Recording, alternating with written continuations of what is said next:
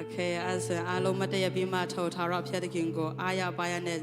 ချီးမွမ်းကြရအောင်ထိုတိုင်ရှင်းတော်နာမတော်ကျွန်တော်တို့နေ့တိုင်းချီးမွမ်းဖို့ရန်ထိုက်တန်တာဖြစ်တယ်အာမင်ကျွန်တော်တို့ကိုသက်ရှင်ခွင့်ပေးတာဟာထိုဖျက်တဲ့ခင်ပါပဲအာမင်အားကြောင့်မလို့ကျွန်တော်တို့ရဲ့ခန္ဓာစိတ်ဝိညာဉ်အကုန်လုံးနဲ့ထိုထားတော့ဖျက်တဲ့ခင်ကိုအတူတကွချီးမွမ်းဖို့ရန်ဖိတ်ခေါ်ချင်ပါတယ်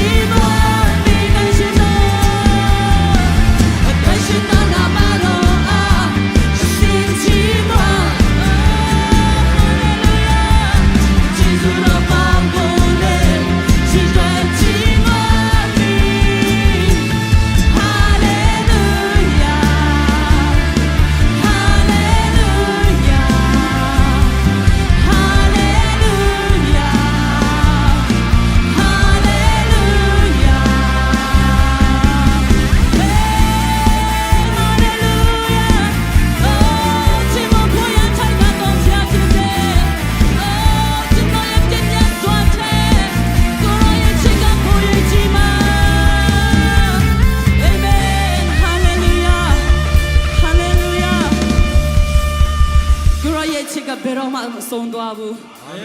အမြဲတမ်းသက်ရှင်နေတာဖြစ်တယ်အာမင်နောက်တစ်ခါဝန်ခံရအောင်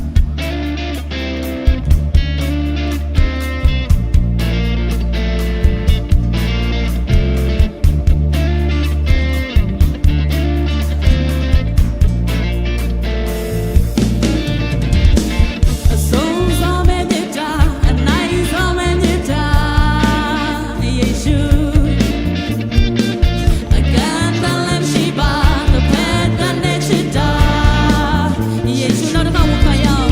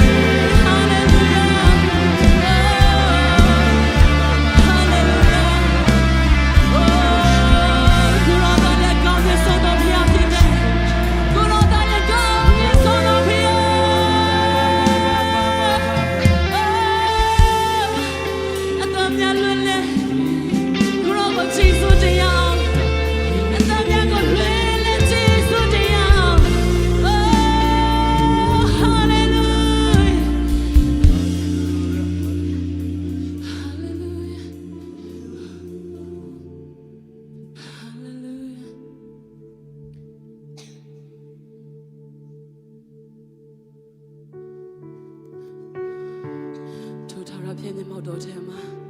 အရာအလုံးပြည့်စုံတာရှိတယ်ယနေ့မှသင်ပန်းခံစားနေရတယ်လေသင်ရဲ့အခက်ခဲရပါလေလူအနေနဲ့ကျွန်တော်တို့မဖြေရှင်းနိုင်တော့အရာများကိုဖြေရှင်းပေးချင်တာသင်အတွက်အလုပ်လုပ်ပေးချင်တာထို့ထောင်တော့ဖျား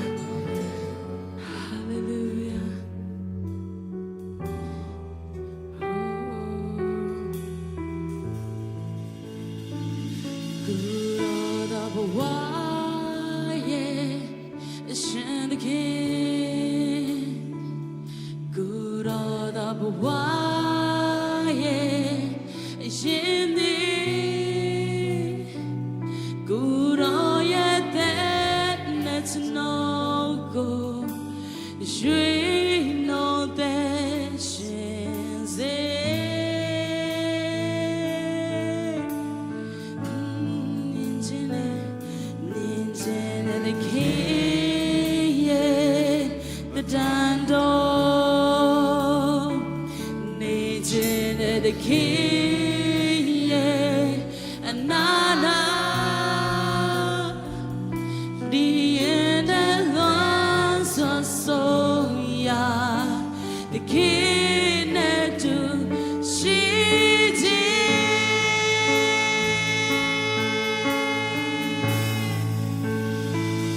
these on good on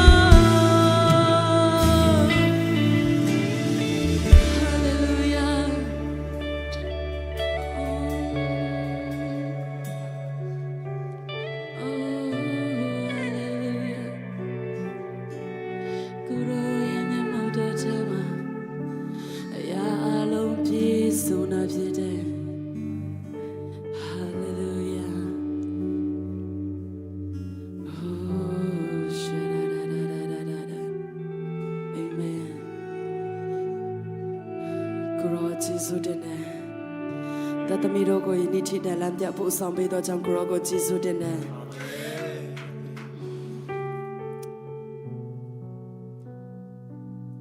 ကိုရောရဲ့အသွေးတော်အားဖြင့်တသမီးတို့ရောက်ချင်းစီတိုင်းပေါ်မှာကိုရောတန်ရှင်းစင်ကြဲသောနှလုံးသားများကိုသွင်းပေးသောကြောင့်ကိုရောကိုကျေးဇူးတင်တယ်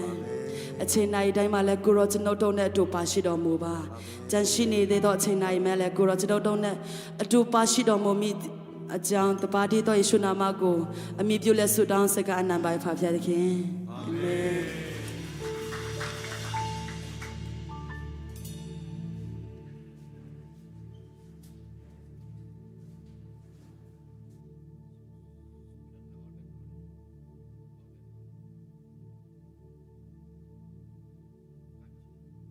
ဟာလေလုယာဖျားရှင်ကောင်းမြတ်ပါတယ်အာမင်ဖျားရှင်ရဲ့ကောင်းမြတ်ကြောင်းကျွန်တော်တို့ဝန်ခံရအောင်ကျွန်တော်တို့အယံကိုချစ်တဲ့ယေရှုဖျားကိုဘလောက်ကျွန်တော်တို့ချစ်တယ်လဲဆိုတာကျွန်တော်တို့ယေရှုကိုချစ်ကြောင်းယေရှုဖျားကိုရောကိုချစ်တယ်နော်ဆိုပြီးတော့၃ချိန်ကျွန်တော်တို့ပြောရအောင်အာမင် ready people လား okay 1 2 3ယေရှုဖျားကိုရောကိုချစ်တယ်နော်ယေရှုဖျားကိုရောကိုချစ်တယ်နော်ယေရှုဖျားကိုရောကိုချစ်တယ်နော်အာမင်အမေရန်ကျွန်တော်တို့ယေရှုကိုချစ်တဲ့ကြောင်းပြောရင်တော့ယေရှုအရန်ကြည်စိုးတင်မှာဖြစ်တယ်အာမင်ကိုယေဆာကိုပဲမပြောကြပါနဲ့ယေရှုကိုလည်းတခါတလေပြောပါအာမင်ဖျားရှင်ကောင်းမြတ်ပါတယ်ကျွန်တော်နဲ့ကျွန်တော်မိသားစုပေါ်မှာဆိုပြီးတော့၃ချိန်ဝင်ခံရအောင်အာမင်1 2 3ဖျားရှင်ကောင်းမြတ်ပါတယ်ကျွန်တော်နဲ့ကျွန်တော်မိသားစုပေါ်မှာဖျားရှင်ကောင်းမြတ်ပါတယ်ကျွန်တော်နဲ့ကျွန်တော်မိသားစုပေါ်မှာဖျားရှင်ကောင်းမြတ်ပါတယ်ကျွန်တော်နဲ့ကျွန်တော်မိသားစုပေါ်မှာအာမင်ဖျားရှင်ကောင်းမြတ်ပါတယ်အတင်းတော်နဲ့တိုင်းနိုင်ငံတည်တည်ပေါ်မှာဆိုပြီးတော့၃ချိန်ဝင်ခံရအောင်ဖျားရှင်ကောင်းမြတ်ပါတယ်အတင်းတော်နဲ့တိုင်းနိုင်ငံတည်တည်ပေါ်မှာဖျားရှင်ကောင်းမြတ်ပါတယ်အတင်းတော်နဲ့တိုင်းနိုင်ငံတည်တည်ပေါ်မှာဖျားရှင်ကောင်းမြတ်ပါတယ်အတင်းတော်နဲ့တိုင်းနိုင်ငံတည်တည်ပေါ်မှာအာမင်ကျွန်တော်တို့ဒီကနေ့မြန်မာစီစဉ်မှာပထမအချိန်ပေါ့နော် ရှိခဲ့ရင်လက်ထောင်ပေးပါကျွန်တော်တို့ welcome လုပ်ခြင်းတယ်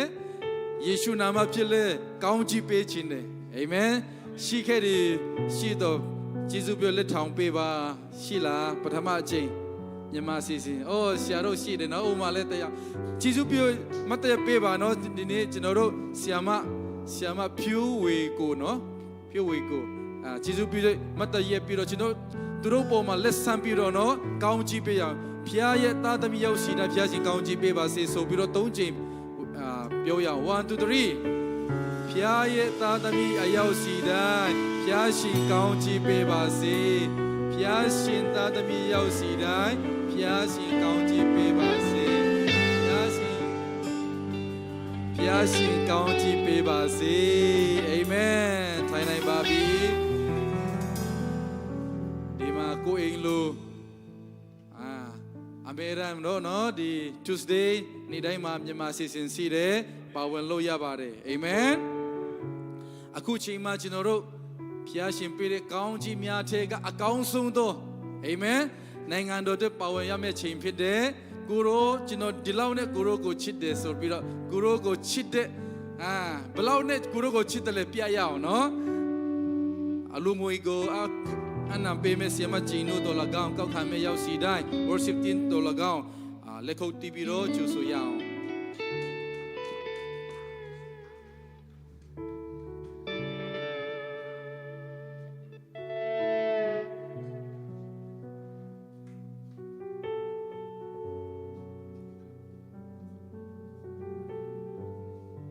လူတော်ငယ်တဲ့စက္ကန့်နဲ့ရအောင်ယေရှုရှင်ဖဖျားကိုရဲ့ယေရှုတော်နာမတော်ကိုချီးမွမ်းပါ၏ကိုရှင်ပင်စင်ပေးထားတဲ့နေ့တစ်ထဲမှာမြမအစီအစဉ်ဖြစ်ကိုရဲ့မျက်မှောက်တော်ထဲသို့ဒါတို့သမီးတို့ရောက်စီတိုင်းကိုရှင်ကောင်းချီးပေးလက်ပြန်လဲတိုးဝင်ရတော့ခွင့်ကိုရှင်ပေးတဲ့အတွက်ကြောင့်ကိုယေရှုတင်တယ်ဒါတို့သမီးတို့ရဲ့အတ္တထဲမှာကိုရှင်ပေးတဲ့ကြမ်းမာခြင်းကိုရှင်ပေးတဲ့ကောင်းချီးများလုံလောက်လက်ရှိပါ၏ကိုရှင်ပေးတဲ့ကောင်းချီးများထဲကနေကိုရဲ့နိုင်ငံတော်အတွက်ဒါတို့သမီးတို့ပြန်လဲပြီးတော့စက္ကပါဝင်လူဒန်းကြမဲ့အလူတော်ငယ်များကိုကိုရှင်ဖပြကောင်းချီးပေးတော်မူပါဤအလူတော်ငယ်များကိုကိုရှင်ကြိုက်နေတဲ့တော်ရဖြစ်စေတော်မူပါဤလူတော်ငယ်များပေးကမ်းလူဒန်းကြတဲ့အရောက်စီတိုင်းရဲ့တက်တာတော်၎င်းပြန်လဲပြီးတော့အသုံးပြုတဲ့နေရာမှာကိုရဲ့ဘုန်းတော်တာရထင်ရှားရတော်ခွင့်များဖြစ်စေပါမည်အကြောင်းယေရှုနာမ၌ဆုတောင်းและစက္ကန့်နံပါ၏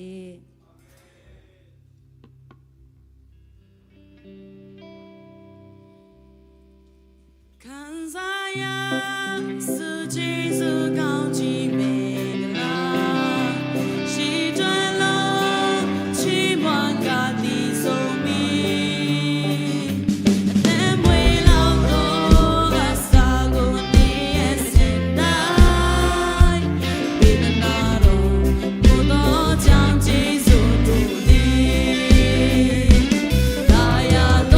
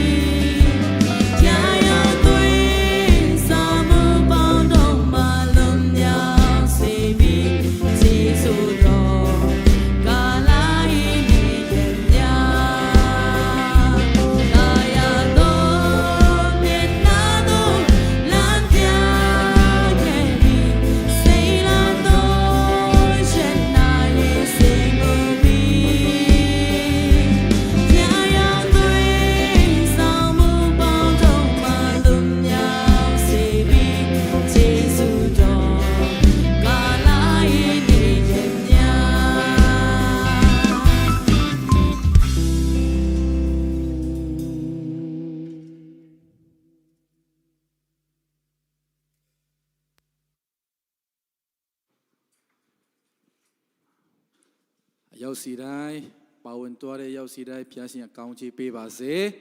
အခုချိန်မှာကျွန်တော်တို့နှုတ်ကပတ်တော်နားထောင်ရမယ့်ချိန်ဖြစ်တယ်မြန်မာပြည်အဝေးကြီးကနေလာတဲ့နော်ဆီယမကျွန်တော်တို့ဝိနည်းအစားစားတဲ့ပူနွဲ့နွဲ့လက်လက်ဆက်ဆက်ပေါ့နော်ဝေငါမှာဖြစ်ပါတယ်ဆိုတော့ကျွန်တော်တို့မတ်တရပြီးတော့တန်ရှင်တော်ဝိနည်းတော်ကိုကြိုးဆိုရအောင်နော်တန်ရှင်တော်ဝိနည်းတော်ကြိုးဆိုပါတယ်ကျွန်တော်စကားပြောပါဆိုပြီးတော့၃ချိန်ဝင်ခံရအောင်နော်1 2 3တန်ရှင်တော်ဝိနည်းတော်ဖျားကိုကြိုးဆိုပါတယ်ကျွန်တော်ကိုစကားပြောပါ တန်ရှင်သောဝိညာဉ်တော်ဖျားကြိုဆိုပါတယ်ကျွန်တော်ကိုစကားပြောပါတန်ရှင်သောဝိညာဉ်တော်ဖျားကြိုဆိုပါတယ်ကျွန်တော်ကိုစကားပြောပါအာမင်ဆရာမကိုလက်ခုပ်တီးပြီးတော့ကြိုဆိုရအောင်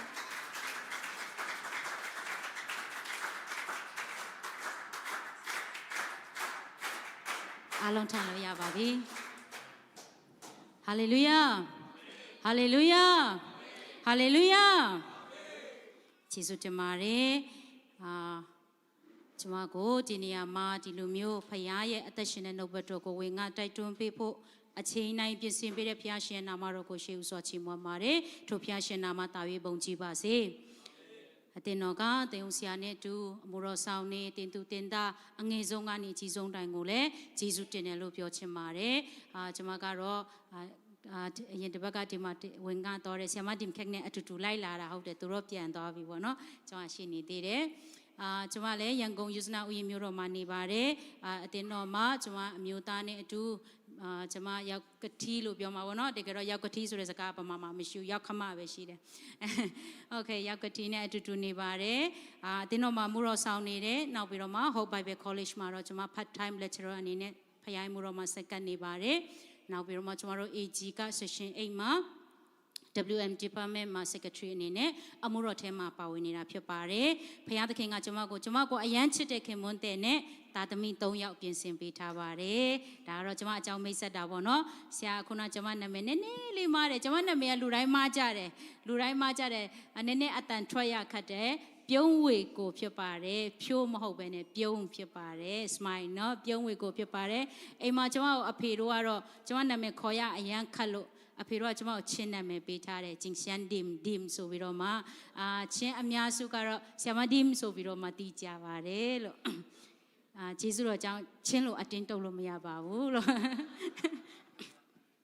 โอเคကျွန်မတို့နှုတ်ဘတ်တော်ကိုသွားရအောင်เนาะဒီကနေ့နှုတ်ဘတ်တော်သွားဖို့အတွက်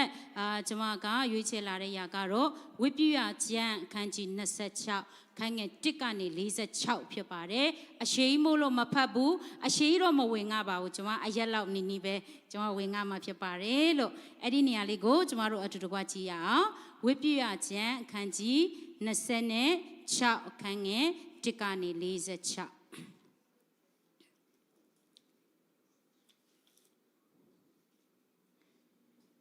ဒီနေရာမှာဘာကိုတွေးရလဲဆိုလို့ရှိရင်ဣသရေလလူမျိုးတွေကိုဘုရားသခင်ကအီဂျစ်ပြည်ထဲကနေကယ်ထုတ်လာပြီးတဲ့အခါမှာဝိပ္ပယကျမ်းကဘာလဲဆိုရင်เนาะဘုရားနဲ့ပတ်သက်ပြီးတော့မှသူတို့ပြုရမယ့်အရာတွေတစ်ခုချင်းစီကိုမောရှေအဖြစ်ဣသရေလလူမျိုးတွေကိုဘုရားသခင်ကပြောတဲ့နေရာဖြစ်တယ်။အဲ့ဒီအခါမှာ26ကိုရောက်လာတဲ့အခါမှာကျမတို့ဘာကိုတွေးရလဲဆိုရင်ဒီနောက်ပိုင်းမှာထပ်ထုတ်တဲ့ဆရာကြီးယူဒတန်ရဲ့ဒီကျမ်းစာအုပ်ကိုရှိတယ်ဆိုရင်တော့ကျမတို့ဒီမှာခေါင်းစဉ်လေးနဲ့ခွဲပေးထားတာကိုတွေ့ရတယ်။နာခံခြင်းအတွက်ကောင်းကြီးရဲ့မနာခံခြင်းအတွက်အပြစ်ဒဏ်ဆိုပြီးတော့မှခေါင်းစဉ်လေးနဲ့ခွဲပေးထားတာကိုတွေ့ရတယ်။အဲ့တော့ဒီကနေ့ကျမဝင်ငါခြင်းတဲ့အရာကသင်ကိုယ်တိုင်ရွေးချယ်ရမယ်ဆိုတဲ့ခေါင်းစဉ်လေးနဲ့ဝင်ငါခြင်းတာဖြစ်ပါတယ်လို့နှုတ်ဘတ်တော်ကိုမသွားခင်လေးမှာကျမတို့နှလုံးသားကိုတူတကွပြင်ဆင်တဲ့နှုတ်ဘတ်တော်လေးကိုခဏစက္ကန့်အနံ့ကြရအောင်။အသက်ရှင်တော်မူသောအဖကရောကိုယေရှုတင်နဲ့အင်မနက်မိုးတောက်ရန်ချိန်ကနေစပြီးဤချိန်တိုင်းအရောက်ချင်းဆိုင်အသက်ရှင်မှုတော်လာမှုလှုပ်ရှားမှုတွေမှာတန်ရှင်တော်ဝိညာဉ်တော်ဖျားအတူပါရှိပို့ဆောင်ပေးတာမကပဲနဲ့ဒီကနေ့ကရောကိုချစ်တော်ကရောသားသမီးတွေဤနေရာမှာစုယုံပြီးတော့မှကရောရဲ့မျက်မှောက်တော်ထဲမှာအတူတကွတိုးဝင်ချင်းကပ်လက်ကရောကိုချီးမွမ်းပြီးတဲ့အခါမှာဘုရားရှင်ကရောအသက်ရှင်တဲ့နှုတ်ဘတ်တော်တွေကိုသမီးတို့အတူတကွဆင်ခြင်နှလုံးသွင်းကြမှာဖြစ်ပါတယ်တန်ရှင်တော်ဝိညာဉ်တော်ဖျားအရောက်ချင်းဆိုင်နှလုံးသားကိုကောင်းသောမြေဖြစ်ကိုပြင်ဆင်ပေးတော်မူပါသမီးတို့ရဲ့နှုတ်ဘတ်တော်မှာတန်ရှင်တော်ဝိညာဉ်တော်ဖျားစကားပြောတော်မူပါကိုရောရှင်ဘုရားသခင်သမီးတို့အသက်တာမှာနားထယုံတတ်မဟုတ်ဘဲနဲ့အမှန်တကယ်ပဲကိုရောရဲ့နှုတ်ဘတ်တော်နဲ့အတူအသက်ရှင်လိုက်ရှောက်နိုင်တဲ့အသက်တာဖြစ်စေဖို့လုံငါတန်ရှင်တော်ဝိညာဉ်တော်ဖျားသည်အရောက်ချင်းစတန်ကိုစကားပြောပါမိကြောင်းသမီးရဲ့အသက်တာခန္ဓာစိတ်ဝိညာဉ်နဲ့နှုတ်ဘတ်တော်နှလုံးသားအသီးသီးကိုကိုရောလက်ဝတ်တော်ယေရှုဖျားနာမ၌ဆုတောင်းစကားအနံ့ကြပါ၏ပါအာမင်အဲ့တော့ရွေးချယ်ရမယ့်အရာလို့ပြောတဲ့အခါမှာကျမတို့ရဲ့နေ့စဉ်အသက်တာမှာမျက်လုံးနှလုံးစဖွင့်ပြီဆိုတာနဲ့ကျမတို့ကရွေးချယ်ရပြီထိုင်ကောင်းမလားဖုန်းကလေးခဏကြည့်ရင်ကောင်းမလားငါကျန်းစာဖတ်ရင်ကောင်းမလားစုအရင်တောင်းလိုက်ရင်ကောင်းမလားဆိုတဲ့မျက်လုံးနှလုံးဖွင့်တာနဲ့ကျမတို့ကစပြီးတော့မှရွေးချယ်တဲ့အရာတွေကိုစလို့ရပြီ ကျမတို့ရွေးချယ်ရတဲ့အခါမှာရွေးချယ်ခြင်းတွေမားသွားလို့ရှိရင်အစင်မပြေဘူးဒုက္ခရောက်တယ်အထူးသဖြင့်ရွေးချယ်ခြင်းတွေဘယ်ကနေစလဲဆိုရင်ဟိုးကနဦးကိုပြန်သွားမယ်ဆိုရင်ကဘာဦးမှာခရေကအေဒင်ဥယျာဉ်မှာခရေကဖယားသခင်ကအာရန်နဲ့အေဝါကိုရွေးချယ်ခွင့်ပေးခဲ့တယ်သူတို့နှစ်ယောက်မာရွေးနာရွေးချယ်ခဲ့ပြီးတော့ကြောင့်မလို့လူသားတစ်မျိုးနွယ်လုံးအပြည့်ရဲ့သားကောင်ဖြစ်ခဲ့တယ်ဒါကြောင့်မလို့ပထမအဆုံးအနေနဲ့ကျမတို့သိစေချင်တာကျမတို့နေ့စဉ်အသက်တာမှာရွေးချယ်ရတဲ့အရာတွေကအယံကိုအရေးကြီးပါတယ်အဲ့တော့ဒီမှာလေဒီဝိပုယကျမ်းမှာဖယားသခင်ကသူ့လူမျိုးတွေကိုရွေးချယ်ဖို့ခွင့်ပြန်ပေးတယ်ရွေးချယ်ဖို့ပြန်ဖွင့်ပြတယ်အခန်းကြီး26နဲ့29ကိုကြည့်မယ်ဆိုရင်ကျွန်တော်တို့အင်္ဂလိပ်ကျမ်းစာမှာဆိုရင် if ဘာမှလို့ဆိုရင်လျင်ပေါ့နော်စကားလုံးနေတဲ့32ကြိမ်တွေ့ရတယ်အဲ့ဒီထဲမှာအခန်းကြီး26ထဲကဒီကနေ့အဲ့ဒီ if ဆိုတဲ့3လုံးကိုကျွန်တော်တို့ကြည့်ကြအောင်အဲ့ဒီကနေအတူတူကခွန်အားယူပါဒီဗမာလုံးမှာလျင်ဆိုတဲ့စကားကကျွန်တော်တို့ပြောတတ်တယ်ဒါလုပ်ရင်ဒါမလုပ်ရင်လို့နေ့စဉ်ပြောတဲ့စကားလုံးလေးကယင်လို့ဖြစ်သွားပေမဲ့တကယ်အမှန်တကယ်စကားလုံးပေါင်းကတော့လျင်ဖြစ်တယ်ဒါလှုပ်လျင်ဒါမလှုပ်လျင်စကားစာသားအတိုင်းပြောမယ်ဆိုရင်ပေါ့နော်အဲ့တော့အဲ့ဒီဒါလှုပ်ရင်ဒါမလှုပ်ရင်ဆိုရဲရွေးချယ်တဲ့အခါတွေမှာကျမတို့သုံးတဲ့စကားလေးဖြစ်တယ်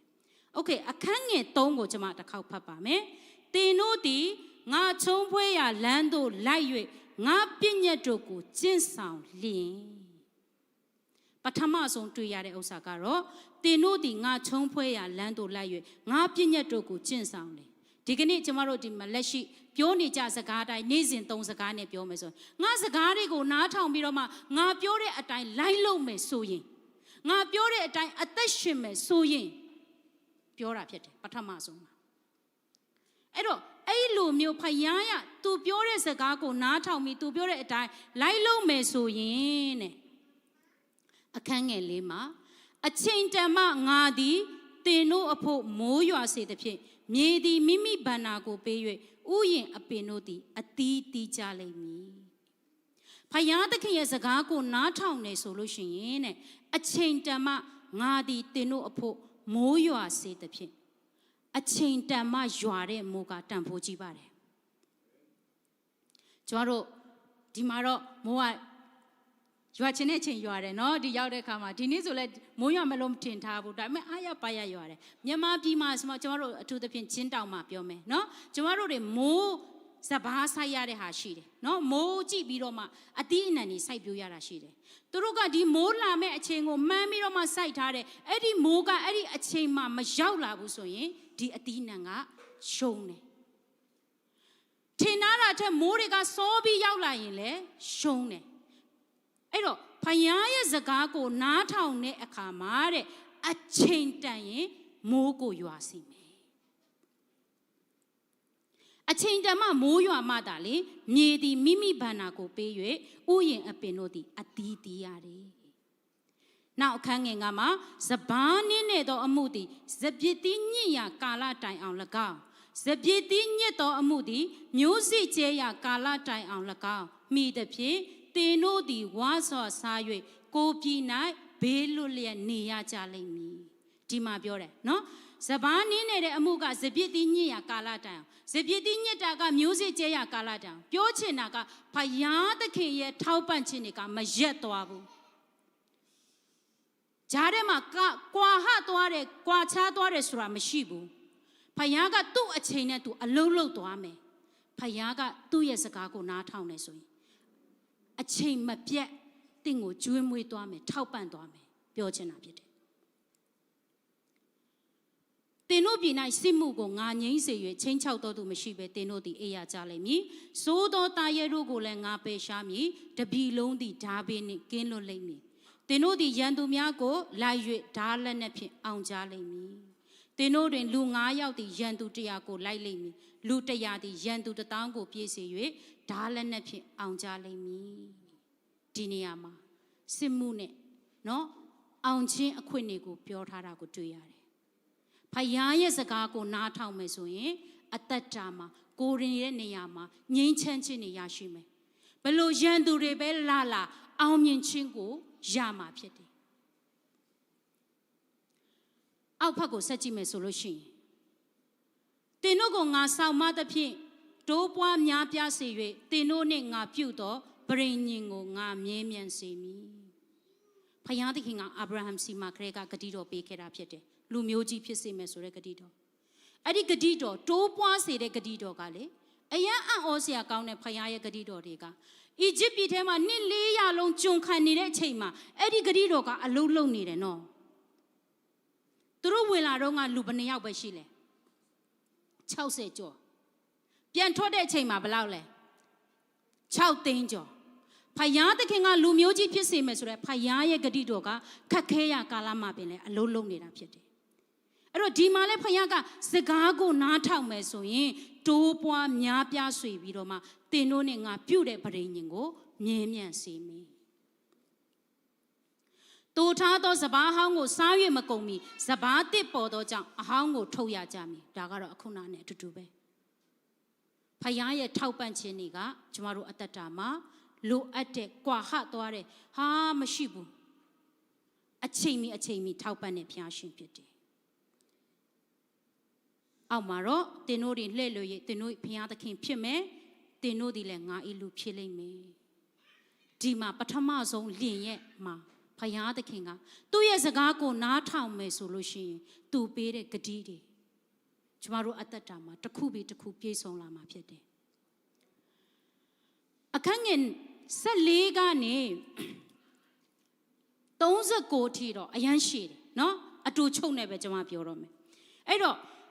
အဲ့ဒီအောက်မှာတော့မနာခံခြင်းအတွက်အပြစ်ဒဏ်တွေတွေ့ရတယ်ပထမတစ်ခုကလေးကိုပဲဖတ်ချင်ပါတယ်သင်တို့သည်ငါစကားကိုနားမထောင်ဤပညာအလုံးစုံကိုမစောင့်ငါစီရင်ထုံးဖွဲ့ချက်များကိုယွန်ရှာ၍မထီမဲ့မြင်ပြုလက်ငါပညာတရားကိုမကြည့်ငါပရိညင်တစ္ဆာကိုဖျက်လင်ရှင်းရှင်းလေးပြန်ပြောမယ်ဆိုရင်တော့ငါစကားကိုနားမထောင်ပဲနဲ့ငါပြောတဲ့အတိုင်းအသက်မရှင်ဘူးဆိုရင်အောက်မှာမနာခံခြင်းအတွက်အပြစ်ဒဏ်တွေလာပါတယ်တချို့အချက်ကလေးတွေပဲပြောသွားမယ်မျိုးစေ့ကျဲတော့လဲအကျိုးမရှိရန်သူတို့သည်အသီးအနှံကိုစားကြလိမ့်မည်သင်တို့သည်အချီးနှီးစူးစမ်းအားထုတ်ကြလိမ့်မည်သင်တို့မြေသည်မိမိဘဏ္ဍာကိုမပေးဥယျင်ပင်တို့သည်အသီးမသီးကြစူးစမ်းတော့စူးစမ်းလိမ့်မယ်ဒါပေမဲ့မြေကဘဏ္ဍာကိုမပေးဘူးအသီးမသီးနိုင်ဘူးသင်တို့သည်ဝါစွာမစားရကြဒီထဲမှာထပ်ပြီးတော့မှကြည့်မယ်ဆိုရင်သင်တို့အပြစ်အလျောက်ခုနှစ်ဆသောဘေးကြီးကိုလည်းငါတက်ရောက်စေအောင်မည်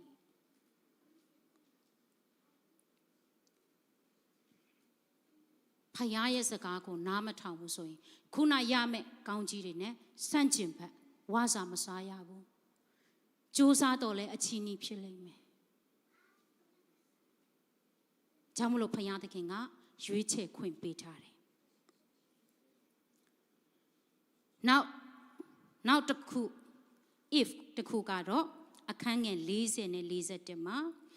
တို့ရာတွင်သူတို့သည်ငါကိုပြစ်မှား၍ငါကိုစန့်ကျင်ဘက်ပြုသောကြောင့်ငါသည်သူတို့ကိုစန့်ကျင်ဘက်ပြု၍ရန်သူပြည်သို့ပို့ဆောင်သောအကြောင်းများနှင့်တကွ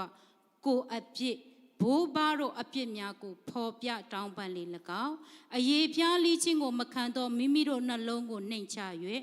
မိမိတို့အပြစ်ကြောင့်ခံရသောဒဏ်ကိုဝန်ခံလေ၎င်းဘုရားသခင်ကလေဣတိလလူမျိုးကိုတိတ်ချစ်တဲ့အတွက်ကြောင့်မလို့ chance တွေခဏပေးပါတယ်ဒီမှာလေသူ့ရဲ့စကားကိုနားမထောင်ရင်တော့မှသူပေးတဲ့ဒဏ်တွေခံရပြီဆိုရင်နောင်တရမယ်အပြစ်တွေကိုဝန်ခံမယ်ဆိုရင်ဆက်ပြီးတော့အောက်မှာတစ်ချက်ကလေးပဲဖတ်ပါမယ်အခန်းငယ်44မှာငါပြုတ်သောပရိညင်ကိုပယ်သည့်တိုင်အောင်သူတို့ကိုငါမစွန့်ပြေမယွန်ရှာငါသည်သူတို့၏ဖျားသခင်ထာဝရဖျားဖြစ်၏ဒီကနေ့ထိုဖျားသခင်ကဣသေလလူမျိုးတွေကိုစကားပြောတယ်လို့ကျမတို့ကိုလည်းပြောနေတာဖြစ်တယ်ရွေးချယ်ရမယ့်အရာကကျမတို့ရှေ့မှာရှိတယ်ကျမတို့ဘယ်နာရောက်မလေးရှားမှာပဲနေမြန်မာနိုင်ငံမှာပဲနေတတိယနိုင်ငံကိုပဲရောက်ကျမတို့ကိုးကွယ်တဲ့ဖျားတော်တပါးတည်းဟုတ်တယ်မလားထိုဖယားကအသင်ကိုဘယ်နာမှာပဲရောက်ရွေးချယ်ခွင့်နေပေးထားတယ်။သင်ရောက်တဲ့နေရာမှာ ဖယားသခင်ပေးတဲ့ကောင်းကြီးမင်္ဂလာတွေကိုခံစားရဖို့အတွက်ကသင်လှုပ်ဆောင်ရမယ့်အရာရှိတယ်ဖယားရဲ့စကားနားထောင်ခြင်းနဲ့ဖယားကိုကြောက်ရွံ့ခြင်းနဲ့အသက်တာမှာဖယားရဲ့နှုတ်ဘတ်တော်အတိုင်းအသက်ရှင်ဖို့အတွက်လုံမလားမလုံဘူးလားဆိုတာကသင်ကိုယ်တိုင်ရွေးချယ်ရမယ့်အရာဖြစ်တယ်သင်ရဲ့အသင်းဥဆရာကလည်းမရွေးချယ်ပေးဘူးသင်ရဲ့အဖေအမေကလည်းမရွေးချယ်ပေးဘူးသင်ကိုယ်တိုင်ရွေးချယ်ရမယ့်အရာဖြစ်တယ်တရားဟောရာကျမ်းအခန်းကြီး6အခန်းငယ်1ကနေ9ကိုကြီးတဲ့အခါမှာဂတိတော်ပြည်ထဲကိုသူတို့ဝင်စားခံနည်းအချိန်လေးဖြစ်တယ်အဲ့ဒီအချိန်မှာမောရှေကနေပြီးတော့မှဣသေလလူမျိုးတွေကိုမှာတဲ့စကားဂတိတော်ပြည်ထဲကိုရောက်တဲ့အခါမှာသူတို့လှုပ်ဆောင်ရမယ့်အရာတွေအဲ့တော့ကျမတို့ဒီဂတိတော်ပြည်ကိုပြန်ပြီးတော့မှကြည့်ရအောင်ဂတိတော်ပြည်ဆိုတာဘယ်လိုမျိုးပြည်လဲကျမ်းစာထဲမှာတော့နိုးနေပြားရည်စီးသောပြည်ဆိုပြီးတော့မှဖော်ပြထားတယ်အဲ့တော့ဂတိတော်ပြည်ကိုယောရှုတို့တွေတွားပြီးစူးစမ်းတဲ့အခါမှာသူတို့အဲ့ဒီဂတိတော်ပြည်ထဲကလူတွေကဘာဖြစ်တတ်လဲဆိုလဲလူတွေလည်းကြီးတယ်မျိုးစားတွေလည်းကောင်းတယ်မျိုးစားဘလောက်တောင်ကောင်းလဲစပစ်သီးတစ်ခါကလူဘယ်နှယောက်ထမ်းရတယ်လို့ပြောလဲလူ2ယောက်ထမ်းရတယ်တဲ့ကျမတို့ရိုးရိုးလေးကလေးအတွေးနဲ့ပဲတွေးရအောင်စပစ်သီးတစ်ခါကိုလူ2ယောက်ထမ်းရလောက်တဲ့အထိမျိုးစားကောင်းတယ်ဒါကမျိုးစားကောင်းခြင်းဒီပြည်ရဲ့ကောင်းခြင်းတွေကိုဖော်ပြထားတာတကယ်ပဲနို့နဲ့ပြားရည်တွေစီးနေတာမဟုတ်ဘဲနဲ့ထိုပြည်ရဲ့ကောင်းခြင်းတွေအကုန်လုံးဖယားရှင်ကပြင်ဆင်ပေးပြီးသားအဲ့ဒီကောင်းကြီးမင်္ဂလာတွေကိုခံစားရဖို့ဣသေလလူမျိုးတွေကသူတို့အသက်တာမှာဖယားကိုရွေးချယ်မှသာလေထိုကောင်းကြီးမင်္ဂလာကိုခံစားရမှာဖြစ်တယ်ဒါကြောင့်မလို့ကျွန်တော်တို့မနက်တိုင်းနိုးထားတဲ့အခါတိုင်းမှာထိုနေ့အတွက်သင်အတွက်ဖယားကကောင်းကြီးမင်္ဂလာပြင်ဆင်ပြီးသားဖြစ်တယ်ရရှိဖို့အတွက်ရွေးချယ်ရမှာကတင့်တာဝန်ဖြစ်တယ်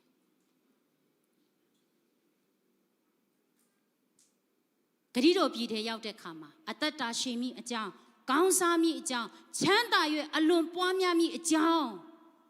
ဖယားကိုကြောက်ရွံ့ရမယ်ဖယားရဲ့စကားကိုနားထောင်ရမယ်ဆိုပြီးတော့မှမောရှေကနေဣသရေလလူမျိုးတွေကိုအကြိမ်ကြိမ်ပြောခဲ့တယ်ဒါကြောင့်မလို့ကျွန်တော်တို့အသက်တာတွေကိုပြန်ပြီးဆန်းစစ်ကြည့်ရအောင်ကျမတို့နေ့စဉ်မျက်လုံးနှလုံးဖွင့်တာနဲ့ဘာကိုကျမတို့ရွေးချယ်နေကြလဲဖုန်းတွေပေါ်လာတဲ့နောက်ပိုင်းဖုန်းမှာ message ရောက်မရောက်အရင်ကြည့်ကြလားလူငယ်တွေဆိုရင်အရင်ကြည့်မှာလေနော်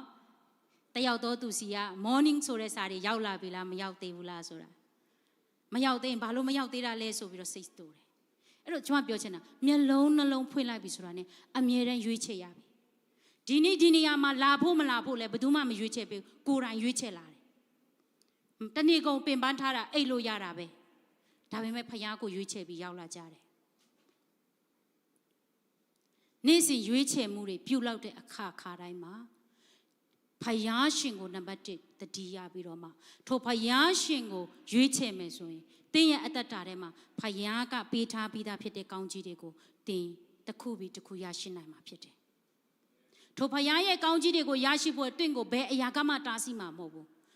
သင်ကဖယားရဲ့လူဖြစ်နေတယ်ဖယားပြောတဲ့အတိုင်းအသက်ရှင်နေတယ်သင်ရွေးချယ်လိုက်တဲ့မှန်ကန်တဲ့ရွေးချယ်မှုကသင်တယောက်တည်းအတွက်ဖြစ်ပဲသင်ရွေးချယ်လိုက်ပေမဲ့ထိုအရာဒီသင်ရဲ့မိသားစုအပေါ်မှာလည်းတက်ရောက်မှာဖြစ်တယ်ထိုအရာဒီသင်ရဲ့သားသမီးတွေပေါ်မှာလည်းတက်ရောက်မှာဖြစ်တယ်ထိုအရာကသင်ရဲ့သားမြေးမြစ်တွေထိတက်ရောက်လာမှာဖြစ်တယ်ထိုအရာကသင်ရဲ့အသင်းတော်ပေါ်မှာလည်းတက်ရောက်မှာဖြစ်တယ်ဒါကြောင့်မလို့ထာဝရဘုရားကိုကြောက်ရွံ့ဖို့ရွေးချယ်ရအောင်တရားဟောရကျမ်းထဲမှာထိုကောင်းကြီးမင်္ဂလာတွေကိုရရှိခံစားဖို့အတွက်ဘုရားကိုကြောက်ရွံ့ရမယ်စိတ်နှလုံးအကျွမ်းမဲ့စွမ်းတတိရှိသမျှနဲ့ဘုရားကိုချီးရမယ်ဘုရားရဲ့နှုတ်ကပတ်တော်တွေကိုနှလုံးသွင်းရမယ်ထိုနှုတ်ကပတ်တော်တွေကိုသားသမီးတွေကိုတွင်တင်ရမယ်ဘုရားရှင်ကိုကြောက်ရွံ့သောအတ္တတာနဲ့ဘုရားသခင်ပေးတဲ့ကောင်းချီးမင်္ဂလာတွေကိုရွေးချယ်နိုင်တော်သူတွေဖြစ်ဖို့အတွက်ဒီကနေ့နှုတ်ပတ်တော်နဲ့နိုင်ငံဝင်ကတိုက်တွန်းခွန်အားပေးလိုပါတယ်ရောက်ချင်းဆံပေါ်မှာဘုရားရှင်ကောင်းချီးပေးပါစေကျွန်တော်တို့ worship team ပေါ်တလာပြီးတော့မှတခြင်းတစ်ပုဒ်ကိုအတူတကွတီးဆိုချီးမွမ်းပြီးတော့မှဖယားကိုမရွေးချယ်ခဲ့မိတဲ့အရာတွေရှိမယ်ဆိုရင်ကျမတို့ဝင်ချတောင်းပန်ရအောင်ကျမတို့အတ္တတာမှာထိုဖယားကိုပဲရွေးချယ်ဖို့အတွက်အတ္တတာတွေကိုစက္ကန့်အနံ့ကြရအောင်လို့အရောက်ချင်းစံကိုဖိတ်ခေါ်ခြင်းပါတယ်ကျမတို့နှလုံးသားထဲမှာ ထိုဖယားကိုနေရာပေးဖို့အတွက်အတူတကွပြင်ဆင်ကြရအောင်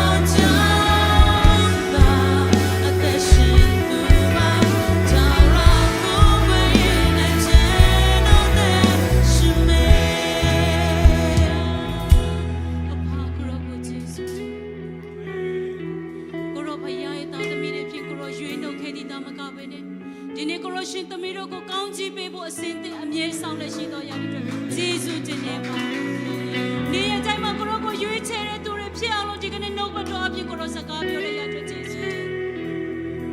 ကိုရောကိုမေးလျော်ပြီးကိုရောကိုသမီးတို့မရွေးချယ်ခဲ့တဲ့ချိန်တိုင်းတွေကိုရောဝင်ချတောင်းပန်ပါအဖနေ့ရက်တိုင်းမှာကိုရောကိုသမီးတို့လိုအပ်ပါနာရီတိုင်းမှာကိုရောကိုလိုအပ်ပါသမီးတို့ခြေလမ်းတိုင်းမှာကိုရောကိုလိုအပ်ပါ